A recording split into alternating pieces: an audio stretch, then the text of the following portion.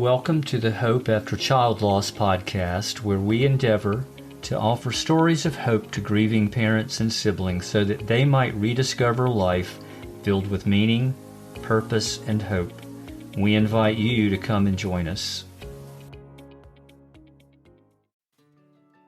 Hey everybody, and welcome. I'm your host, Greg Buffkin, and today we're going to do something a little different.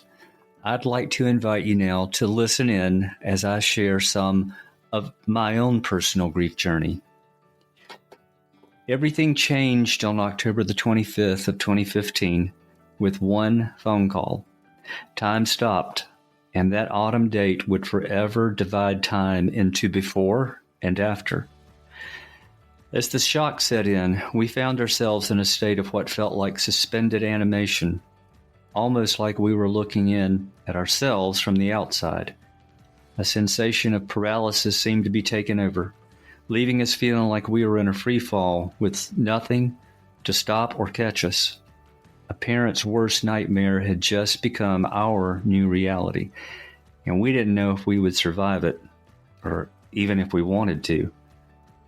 That was 7 years ago, the day we lost our beautiful 26-year-old son Ryan to suicide. So yes, we did survive with God's help and the continuing support of a community of close friends and family. As your host and fellow survivor, my wife Cathy and I thought it would be important to share our story. Stories enable us to connect with each other in ways that are both real and meaningful, and that can help in the healing process, both for those sharing as well as those listening. There are so many things that Cathy and I could share about our journey from that day until now, but it would require far more time than a podcast episode can contain. But our prayer is that by giving you a glimpse into something that's very personal and painful, God can use it to help you see that no matter how dark your world might seem today, with Him, you can rediscover hope and wholeness again, even joy. He's done it for us, and He wants that for you too, if you'll just let Him. 7 years ago, however, we were just barely treading water. Some days we felt like we would finally drown. Is that you today? While I don't know your story, the fact that you're listening means you've probably suffered the unthinkable loss of a child yourself. And so there's a good chance that the impact it's had on your life and the toll that grief's taking looks a lot like our own experience. Do you find it hard to focus or concentrate on just about anything these days? Does the world seem a little darker and not quite as safe? Are there days when it feels like an elephant sitting on your chest, making it very difficult to breathe? Do you find it difficult to make decisions? Would you really like to just talk with someone but simply cannot bring yourself to make that phone call? Do you feel like part of you died with your child? Do you find yourself angry with God? If you answered yes to any of these questions, you're not alone. We experienced all this too, along with most every other parent that we know who's lost a child. Grief is just incredibly hard and messy and predictable in its unpredictability. It seems to come in waves, and sometimes like a tidal wave from out of nowhere when we least expect it. That tidal wave can be a song, it can be a photo, it can be seeing somebody who reminds you of your child. As a matter of fact, 3 or 4 months after Ryan died, I was meeting with a work colleague one day in a fast food restaurant talking about some business-related issues when I began noticing a young man standing outside one of the large windows in front of me talking on his phone. All I could see was his profile and a view from behind, but some of his characteristics were unmistakably the same as Ryan's. At that moment, nothing else seemed to matter. My conversation faded as I became more and more convinced that the past few months had really just been a bad dream, and the young man I was now focused on was actually Ryan. And he was alive. As I was pushing away from the table to run out to him, he turned towards me, and my hopes were shattered. Of course it wasn't Ryan.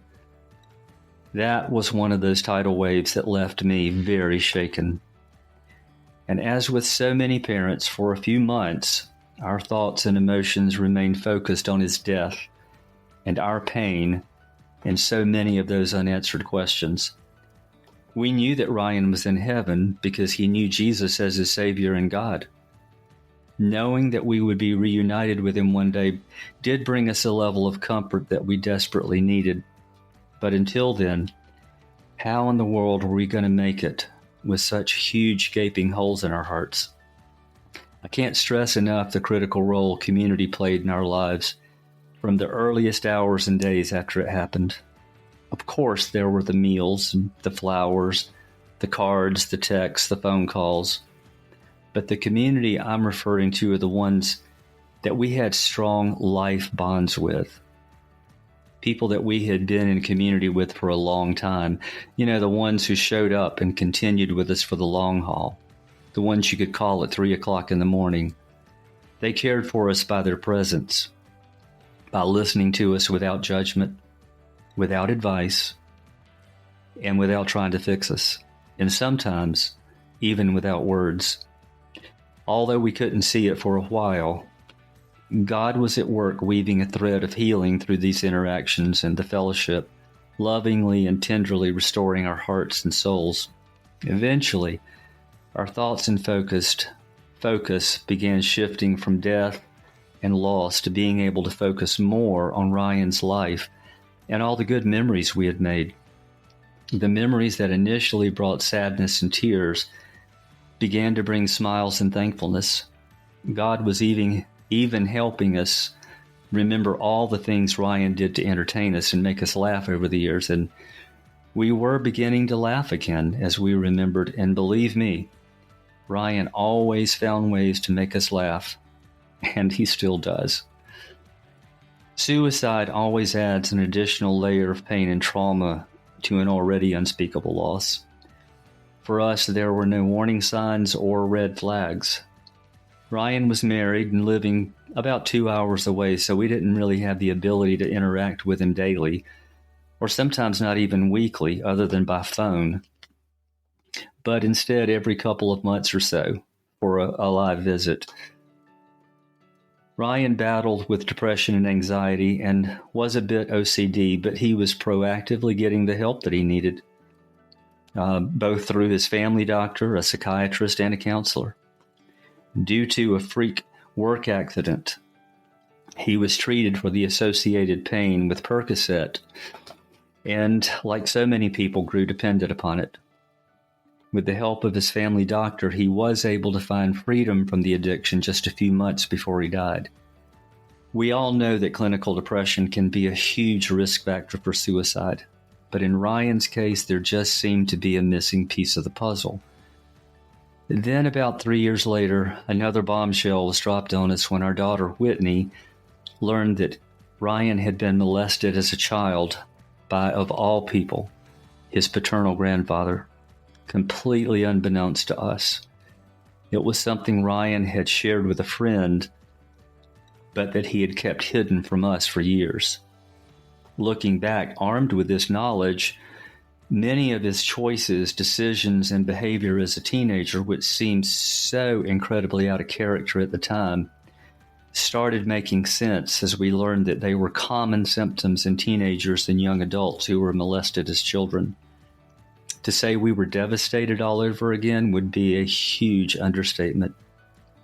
How in the world could this have happened on our watch? Up until this point, I had not really experienced much anger.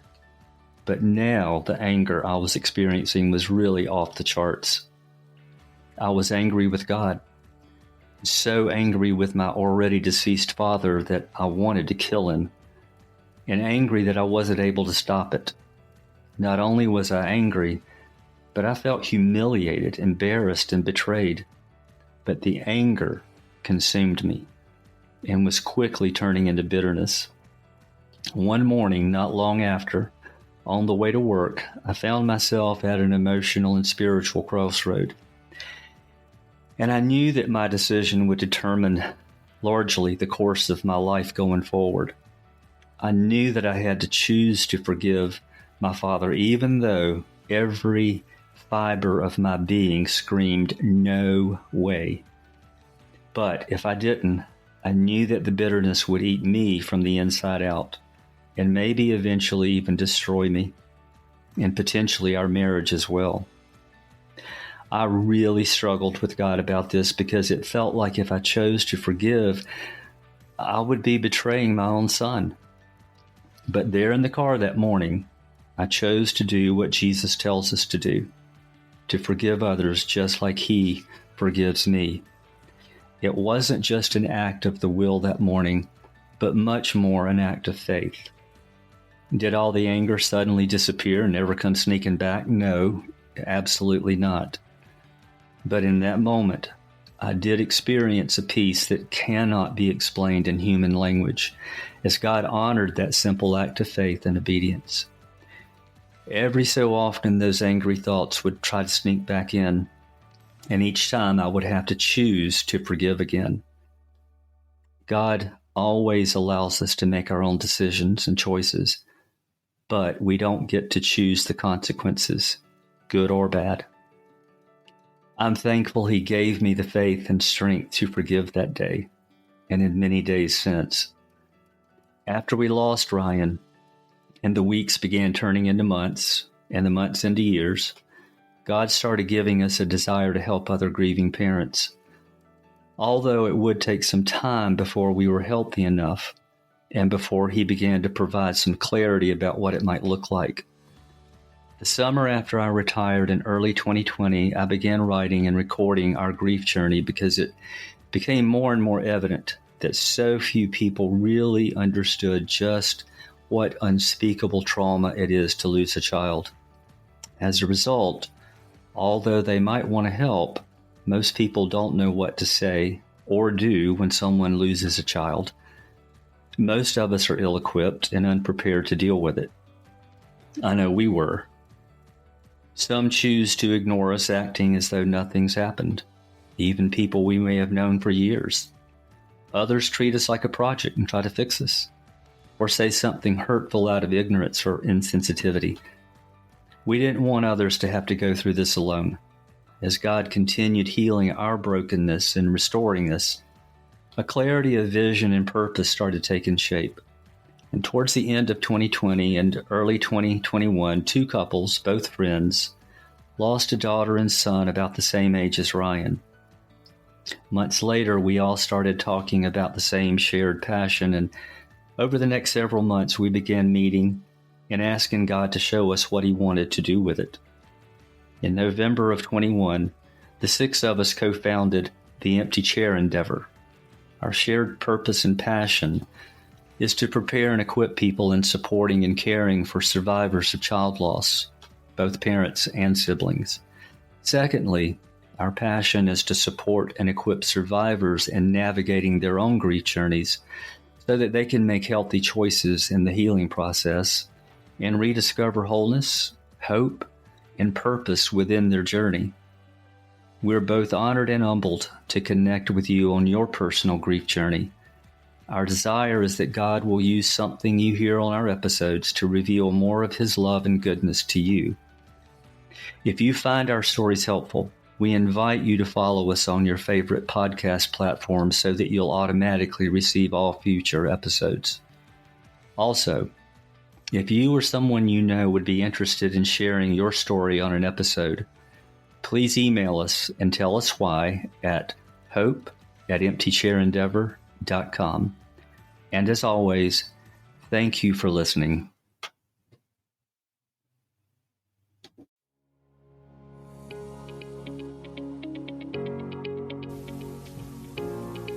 If you find our podcast meaningful, we invite you to follow us so that you can automatically receive the latest episodes. Also, we'd like to invite you to contact us and talk with us about sharing your story on a future episode, because every story is important and matters to God.